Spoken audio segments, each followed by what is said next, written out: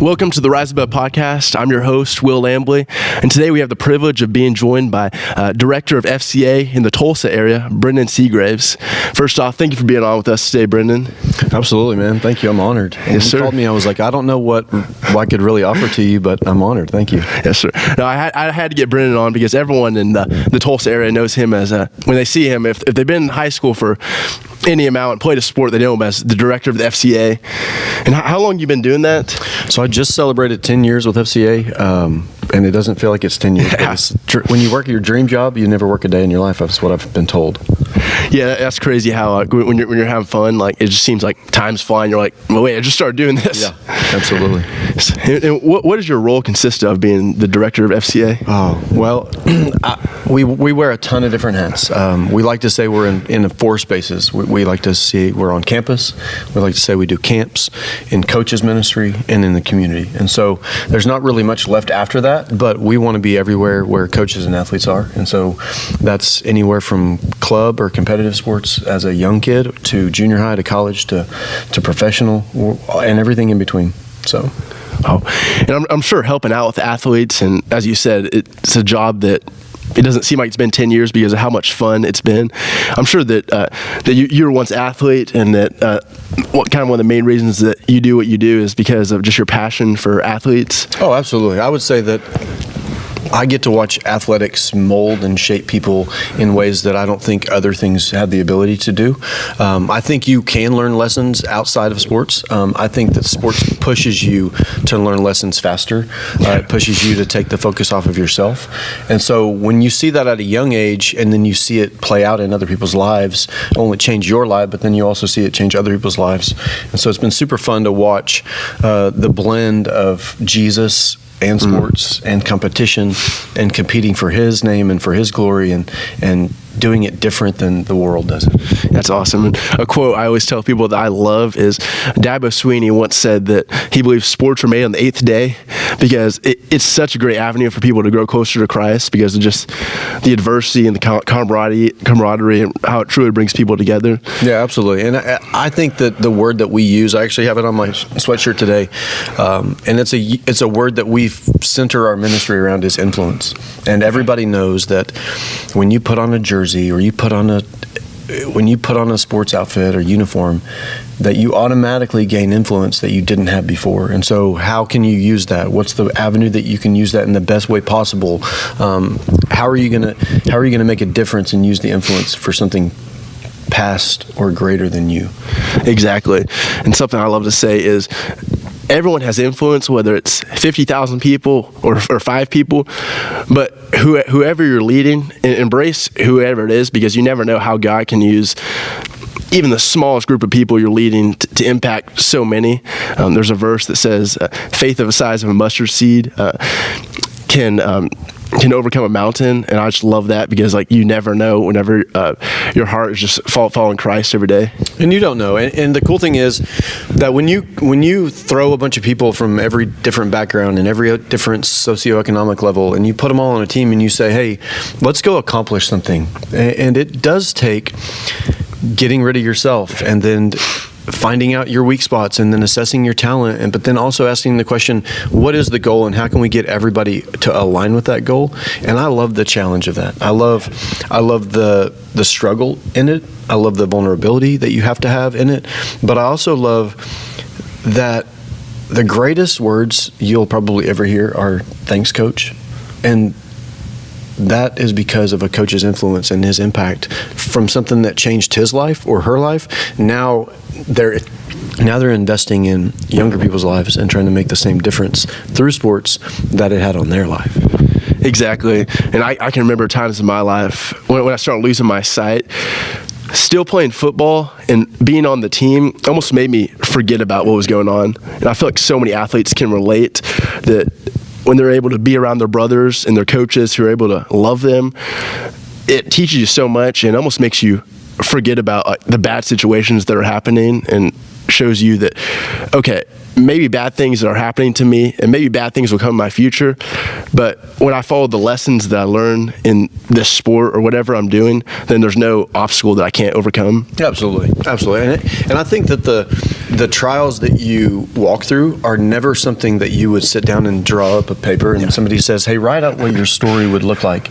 You would never have drawn it up that you would lose sight. Yeah. You would never have drawn it up that somebody would have an injury that would either end their career or end their season on their senior year. But what we've seen is that when God's in charge of it all, he can use it all. And so when you have that injury, like Kel Marley, for instance, right? How great tough example, would it be as a junior to know you're returning, to know that you're going to be the starter, and then to sustain an injury right at the beginning of the season? And then the real question is, how are you going to respond? Exactly. How do you respond? If you really are a part of this team, then you're a part of this team whether you're making a physical difference on the field or whether you're sidelined and now you still have a job. I love how you mentioned Kale there, because we did a little Bible study this summer, and all I did was I just told Kale to invite as many guys on the team as you can every week. His goal was to get as many people on the team at the Bible study, because it's something he would say every week is, no matter what we do on the field, my main goal is for us to grow spiritually. And when he tore his ACL and adversity that he couldn't imagine happening during the season, the one thing that still remained through that time was his faith. I remember Coach Marley posted a picture of Kale leading praise and worship at their church the week after. And I was like, man, that's what it's all about. No matter if life's going good or life's going bad, just keeping the main thing, and knowing that that's the only thing that will really sustain us in life. Yeah, I think one of the things that we say, and I think it applies to athletes just like it does coaches, but the phrase is more for a coach, is that sometimes a coach is the only person that can make the difference, right? But the question is, are you a Christian that happens to be a coach, or are you a coach that happens to be a Christian? Because what going to happen is, are you an athlete? Are you a Christian that happens to be an athlete? Or are you an athlete that happens to be a Christian? And I think your mentality changes, or it really shows what you believe about your athleticism and who the focus is when you get hurt. And so was Kale a Christian who happened to be an athlete and sustained an injury, and so he's still a Christian even though he can't be an athlete right now? As opposed to when you wrap your identity up in sports and you make your God the sport, and you make your identity in the sport, that when you are an athlete who happens to be a Christian, that when you sustain injury, that your athleticism and your athlete stance or status is gone, and so you are left with nothing. So you really have to figure out where your focus is, where your center is. And I think sometimes trials, injuries, setbacks, losses, all those things show you who you are, and you would never draw it that way because we don't want to lose, right? Yeah. But losing shows you the most about you, unfortunately. Exactly. And a verse that goes along great with what you just said about how trials and tribulations really show us who we are is James 1:2-4, which says, "Consider it pure joy when you face trials of any kinds, because the test of your faith produces perseverance. Let perseverance finish its race, so that you may be complete and lacking nothing." And I remember the first time I heard that verse, I was like, consider it pure joy when you face trials. I was like, what? But then when I really stepped back, I was like, okay, when you put your joy in the joy of the Lord, or your hope, then it doesn't matter what comes your way, because you know that Christ is enough. Yeah. And just living with Him inside of you just brings out something in you that you really didn't know you have. A lot of people say coaches bring out in players when they didn't know they have. I think the same way in our walk with Christ and anything we do, it brings out just the best and everything God's called us to be. And kind of go along with that, would you mind share your story of how you came to Christ and how you ended up in the role you're at now? Yeah, man, that's kind of a long story wrapped up in a bunch of stuff, but we'll walk through it quickly or slowly, right? So I grew up in the church. My dad helped clean the church, and so we were there all the time, with people there, without people there. When I was 15, I went to a church camp, a summer camp, and on the last day, I gave my life to the Lord in the best way that I knew how. But I didn't really know what that meant. I knew what I wanted it to mean, and I knew what they talked about it meant, but I didn't know how to live that out. I didn't have people around me that were challenging me and helping me grow. So I just kept doing my own thing. And that same year, I gave my life to the Lord, was the same year that I drank for the first time, I smoked for the first time, I had sex for the first time, and I did drugs for the first time. So as a 43-year-old person looking back on that age of my life, that was the worst year of my life. But that year, I thought it was the best year of my life. Because you don't know what you don't know when you're 15, right? And so the bad thing is that led to a 9-year path of destruction, and from drug use to drug abuse to drug addiction. During that time, when I was 19, I would meet the girl who would become my wife. We would have a child out of wedlock, and so I had a child when I was 20. We decided to get married when we were 21, and then at 23, we had another little girl. And so at 24 in 2004, I just realized this is hell. I don't understand it. But I was in the middle of addiction. I was in the middle of selfishness. I didn't know how to love my wife. I didn't know how to love my kids because I was too focused on loving me. And we sat down with my wife, and we sat down together, and we had a conversation and said, hey, I don't believe in divorce, nor do I really want a divorce, but this is hell. And so we got to do something.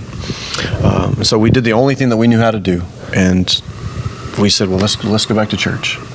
Well, right in the middle of all of that, there was a guy that would come up to me every single day. I worked at a place called Ray Manufacturing in Pryor, Oklahoma, and we had to get there about 6 o'clock, start work at 6:30, and there'd be a guy, and he'd come up to me every day, and he would ask me, hey, how you doing, man? How's your life? And I always thought it was weird because I didn't understand why he cared, or why he would want to know something. But nevertheless, next day he would come up, hey, how's your family? But they're great, man. They're good. Thank you for asking. Came up, and then he would ask me to church, and I would say, hey, man, I'm not really interested. Thank you, but I'm not really interested. And he just never gave up. Finally, I think he got smart, and he changed his tactic up, and he came back and he said, hey, man, we're going to get together and play some softball and volleyball. Do you want to play? And I was like, heck yeah. Yeah. And I said, well, where are we doing that? And he was like, well, it's at the church. And I was like, well, that's kind of a jerk move, but we'll go. And I told him, if you would ask me like this, we could have been hanging out a long time ago. So I started hanging around with them, started playing volleyball, and just started being around people who loved me for me, and started challenging me to grow and to be different. And so I have this group of guys investing in me, and then I have hell in my life with my marriage and my family. But we have this decision right in front of us that we're going to go back to church. And so we got our 4-year-old and 2-year-old ready, and we got up on Sunday morning, and we drove 9 miles from Pryor to Shoto, and that's where the guy who had been asking me to come to church was, and so that's where we went. So we went in, sat on the back row, and I remember it.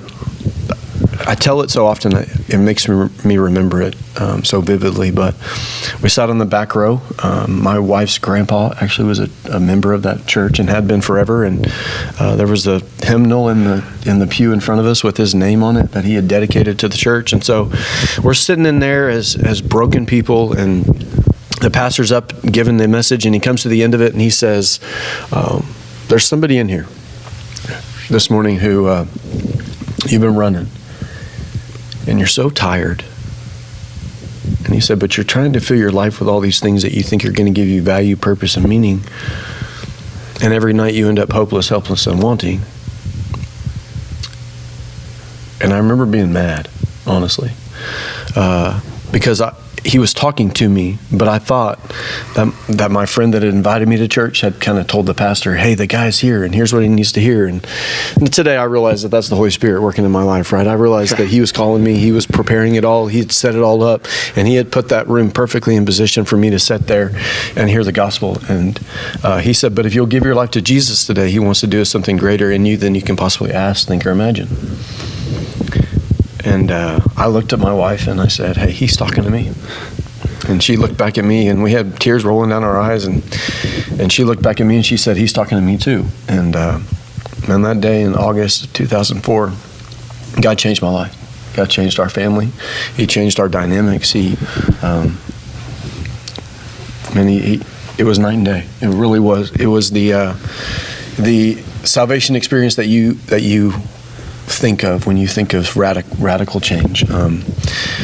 And I'm just so grateful for that moment in time. So I went home and cleaned out bags of paraphernalia and got rid of the drugs. And man, for 4 years, we didn't watch a rated R movie. We didn't listen to a song with a cuss word in it. And it was just, we needed that to completely separate our lives from what we had known.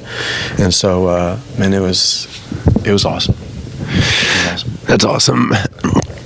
And then it's cool how during that time, it probably didn't matter a single thing that was going on around you, because you knew that everything was going to be different, because just like they told me, the sign behind us says, Jesus changes everything. And it's just cool how whenever Jesus is inside of you and you feel the Holy Spirit, you realize that that's all we need in this life. Yeah. And it was, like I said, it was through moments where I would have never drawn the story like that. I would never have written it to walk myself through that destruction and that division and just all of the things that come along with our sinful nature, right? But God can use every bit of it. He can use every bit of your turmoil. He can use every bit of your shame. He can use every bit of your brokenness. All he's asking for is just a willing heart. And I had nothing else. And so that's all I had was a willing heart. And so God can use that. That's awesome. And it's so cool to see how God, like through certain moments like that, it can lead to him impacting so many others, as I'm sure you've been able to share your story with so many groups ever since being the director of FCA. And just because I know there's so many kids and just people in general that are walking around life and just feel like so hopeless, like searching for an answer. But God being able to use our tests in life and really turn them into testimonies to help others. Well, I mean, my pastor talks about Revelations, where we overcome the enemy by the blood of the Lamb and the word of our testimony. I was trying to look for that verse the other day. I was like, I know it's in Revelation. Revelations 12:11, okay. I think is what it is. But that really has impacted me. It's impacted my ministry with FCA, because it's really assured me that through my junk and through my mess up and through my cautionary tale, if you want to call it that, that God can use it, man. And he can use our brokenness, and it really still does impact me to talk about sitting in the back row of Shoto First Baptist and hearing that guy tell me about this man named Jesus, and knowing that I was searching for everything else. And it really does change. He does change everything. That's awesome. And it's cool to see just no matter where we think we are in life, I really believe that when we have our hope in Christ, like there's a reason that in our car that the windshield is bigger than the rearview mirror, because I feel like the best is always yet to come with Christ. And when we repent our sins to him, like whatever's happened in the past, that's the past, because Christ has made each person in such a specific way, as it says in Ephesians 2, that we are all Christ's masterpiece. Yep. And what's something that really gives you hope now being the director of the FCA everywhere you go, or just every day?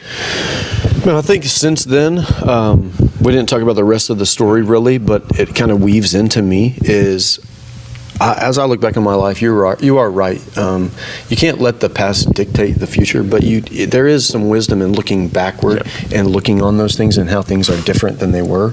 But I recognize that I squandered the first couple years of my kids' lives, and I can't get that back. But in Joel, it talks about that God will give you back the years that the locusts have eaten, that he'll replace those years. And he did that for me. And so about 14 years ago, we had a couple instances happen where people needed places to stay. And we had an oversized laundry room in our house for some reason. It was kind of awkward, but it was there. It was a room. And 3 different people needed to stay, and they had nowhere else to go. And so we opened that room up as an opportunity for them to get on their feet and get their things back in line. And one of them happened to be a student that was in our student ministry.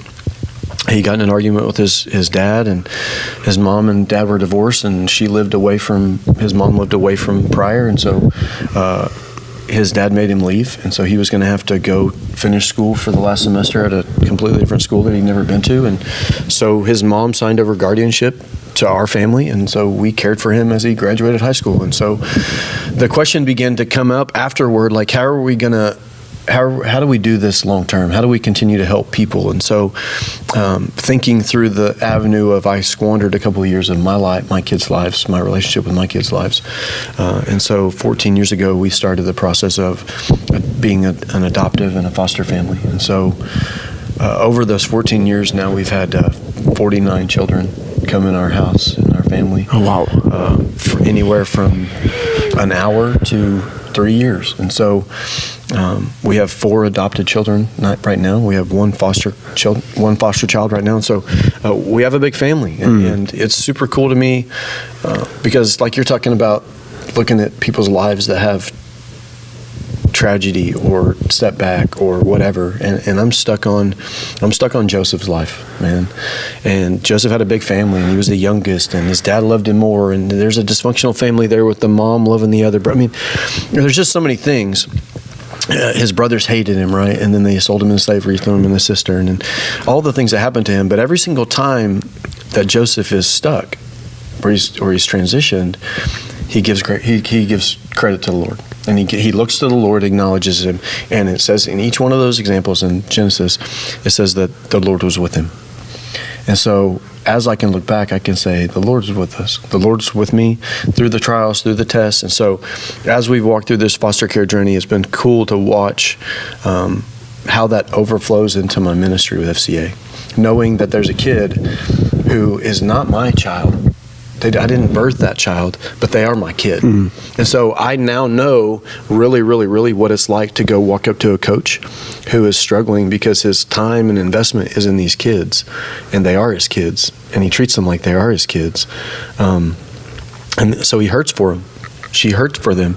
When you walk through hills and valleys, when that child is making decisions that aren't the best for them, that coach feels that. And so I love getting to be a resource for that coach to lean on, to vent to open up, because coaches don't have a ton of people on their side, but I love that I get to be somebody on the coach's side. Nice. Would you say that's been a big part of your why? Just be able to help coaches and help kids and anyone you come in contact with? Yeah, I would say that has transitioned. That has changed, because when I started with FCA, I was a youth pastor. So I transitioned from youth ministry to FCA. And so my mind automatically went to athletes, students, kids, right? But what I've quickly realized is if I can minister to and through that coach, they have the ability to minister to those athletes better than I do. And so what if I can empower, engage, equip, and empower you as a coach, and now you can cause effect and change, and I can come as a backup to speak the same things over the team that you're speaking to them, but now I'm a resource to you and for you that is through, so you're a conduit. So I love the fact that we get to help coaches be better coaches. We get to help them recognize that their purpose is bigger than just wins and losses. That we've got to stop using players to win a game and start using a game to win players. So that's huge to me.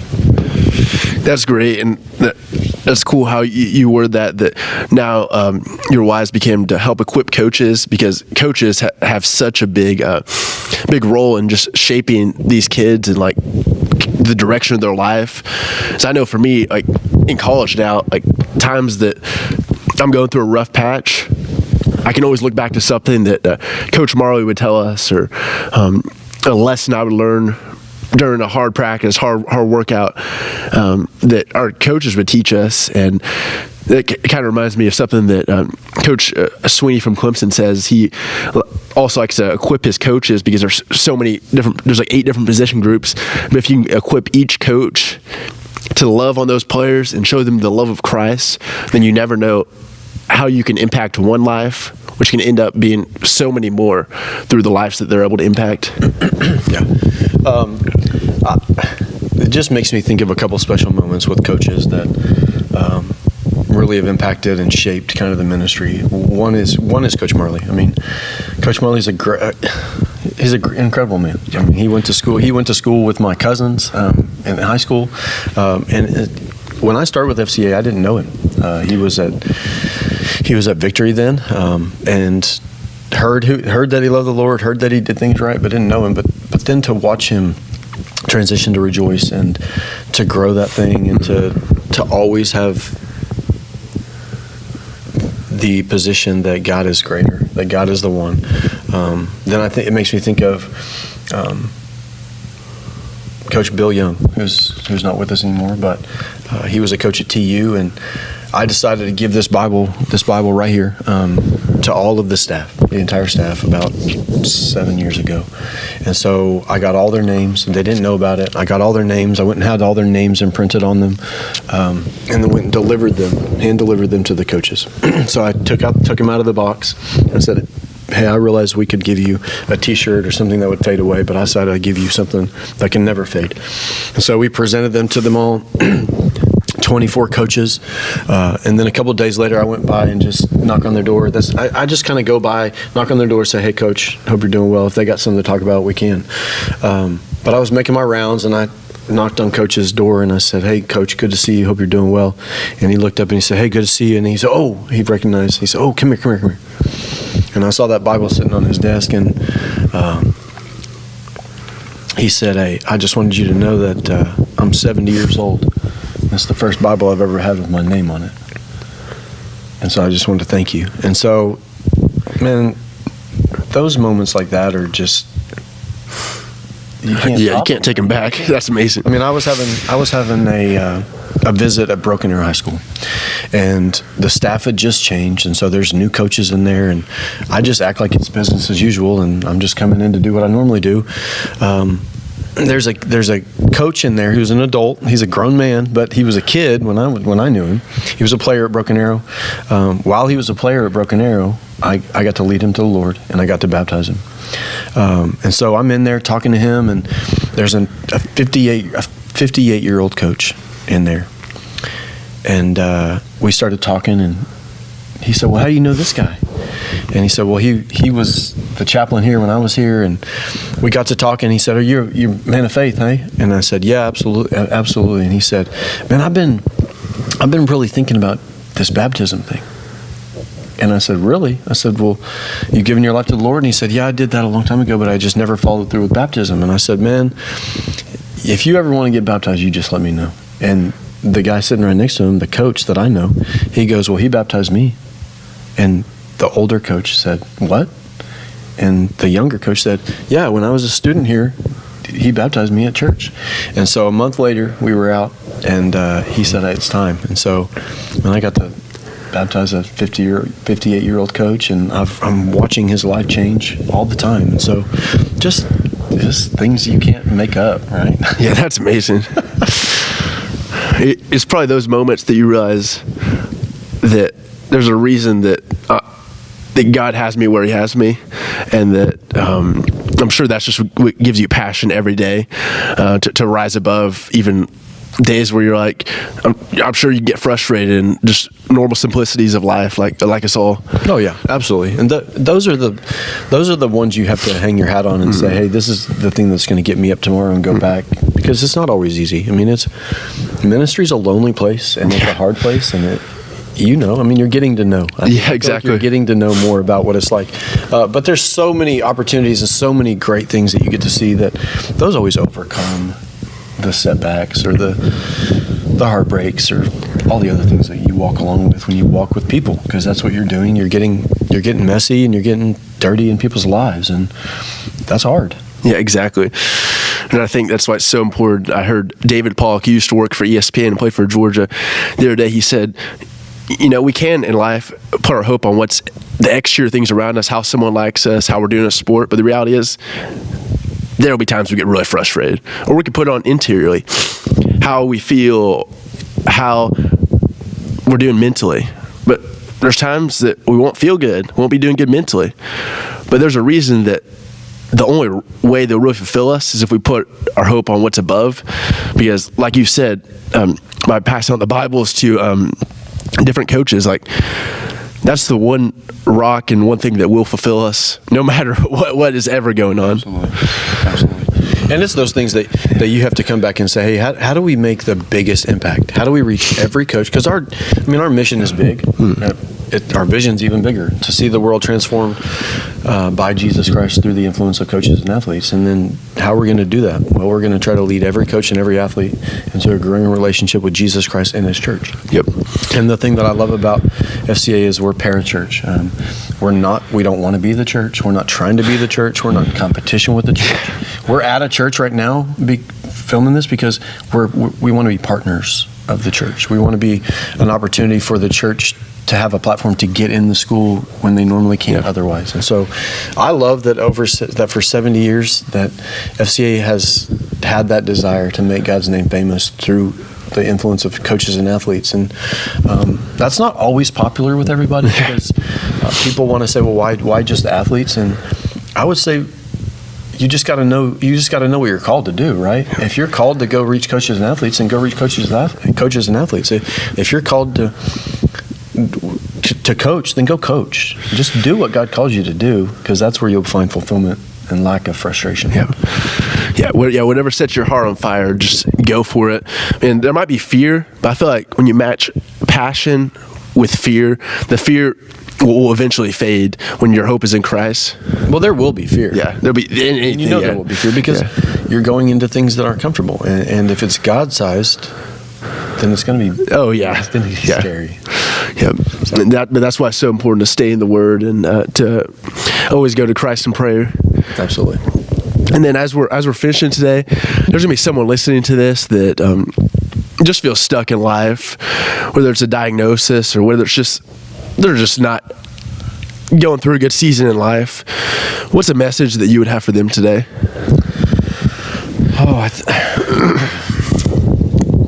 I think when I think about it for half of a second to try to figure out where I'm at in my life, where I'm seeing God show up in the middle of frustration, or when it seems like God's late. I don't know if God's ever felt like he's late to you. But every time I think he's late, he shows up right on time. And we've had a little girl in our custody for 4 years. She's been in DHS custody. She's lived with us for 4 years. And there have been many, many times where it feels like the system is failing. It's not providing her with the security that she needs. It's not providing her with the hope that she needs. But at the end of the day, we just remember that God's the God of the hill and the sheep, right? And so whatever thing you're walking through, whatever setback you see coming, whatever failure that you're holding on to, that you're not ready to let go of, would you just begin to let some things go? Let some of that control go. Let some of that failure go. Let some of that shame go. I'm not telling you that that's easy, and I'm not telling you it's going to happen all in one fell swoop, but I'm telling you got to start having the attitude that I can do different. I can be better. I can be something that I want to be, and through the power of Christ. And so Philippians 4:13 comes to mind. And it's not about calling on the name of the Lord to help you get something that you want in life that you didn't think was possible, but it is about contentment. And I use this as a message to some people, but there's an English term called a homograph, and it's where a word is spelt the same way but said two different ways. And so the word content can either spell content or content. And so as I read Philippians 4:13, if you back up, it's talking about, I understand what it means to have loss. I understand what it means to have much. I understand what it means, like all of the things that we understand as somebody who has a lot or somebody who doesn't have much. But the reality of it is that the hope behind all of that is contentment. And that when you realize contentment is Christ and what he does in your life, that you can do all things through him who strengthens you, right? And so don't be so concerned with gaining content for your life that you miss out on the content of your life. So just release. Just let some things go.